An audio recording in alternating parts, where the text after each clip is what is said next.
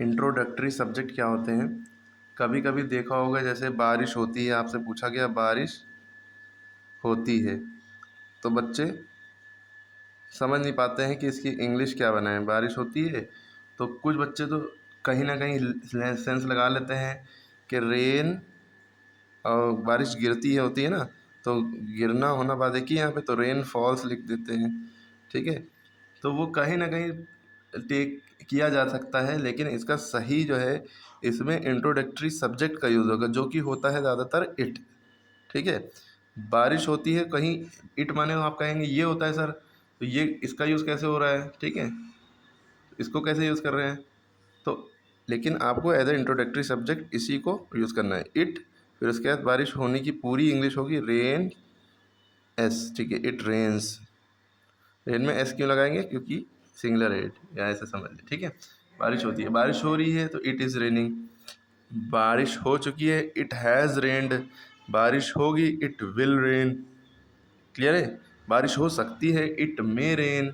शायद ही बारिश हो, इट माइट रेन। ठीक है, बारिश हो रही होगी, इट विल बी रेनिंग। बारिश सुबह से हो रही है, it has been raining since morning. ठीक, इस तरह से इट का यूज़ होता है। अब जैसे यहाँ पे आज सोमवार है, तो यहाँ पे क्या है? आज, टुडेज़ मंडे भी लिख सकते थे, लेकिन टुडे को लास्ट में रखना है। मान लिए टुडे पहले और लास्ट में दोनों जगह यूज़ हो सकता है, बीच में नहीं हो सकता।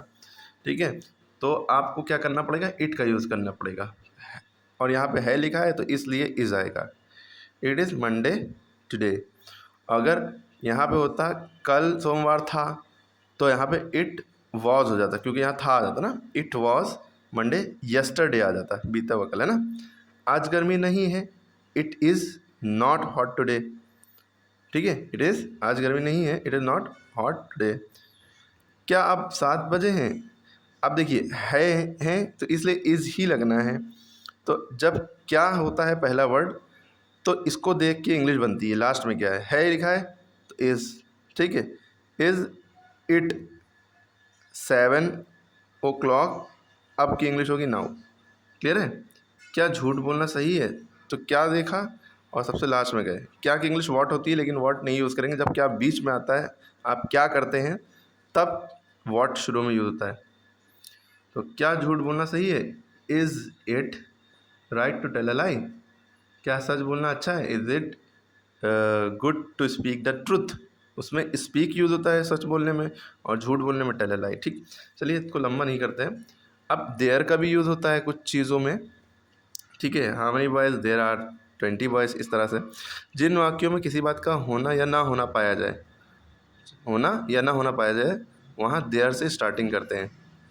ठीक है, ऐसे वाक्य में देयर का कोई अर्थ नहीं होता है। जिस तरह यहाँ पे इट का कोई अर्थ नहीं है, बस यूज़ करना है एज ए इंट्रोडक्टरी सब्जेक्ट। इसी तरह, अच्छा, इंट्रोडक्टरी सब्जेक्ट में मतलब वाक्य जब समय, दिन, ऋतु, प्रकृति घटना का वर्णन होता है, वहाँ पे, या किसी बात पर जोर दिया था, वहाँ पे इसका यूज़ होता है इट का। अब यहाँ पे देयर में क्या है? एक कुएं में मेंढक रहता था, तो अपनी तरफ से ये देयर लगाएंगे। था लगा है, तो रहता था कि इंग्लिश हो गई, रहना को इंग्लिश लिव में कहते हैं, लेकिन था लगा है तो लिव्ड हो जाएगा, second form. There lived a frog, कहाँ? In a well. ठीक है, टोकरी में अंडे हैं। There are eggs in the basket. There are eggs in, अपनी तरफ से आ गया, there are eggs in the basket. मेरे बस्ते में 4 पुस्तकें नहीं हैं। There are not 4 books in my bag. क्या झोपड़ी में कोई नहीं था? Was there none in the hut. ठीक, तो अब आप इसको देखकर ये सारे बनाइए खुद से। इट वॉज हॉट यस्टरडे, कल गर्मी थी। इट इज़ नॉट 5 o'clock, 5 नहीं बजे हैं। इट इज़, क्या आज छुट्टी है? क्या बच्चे क्लास में हैं? ठीक है, इस तरह से आप कर सकते हैं। क्या तुम्हारे पर्स में कुछ पैसे हैं?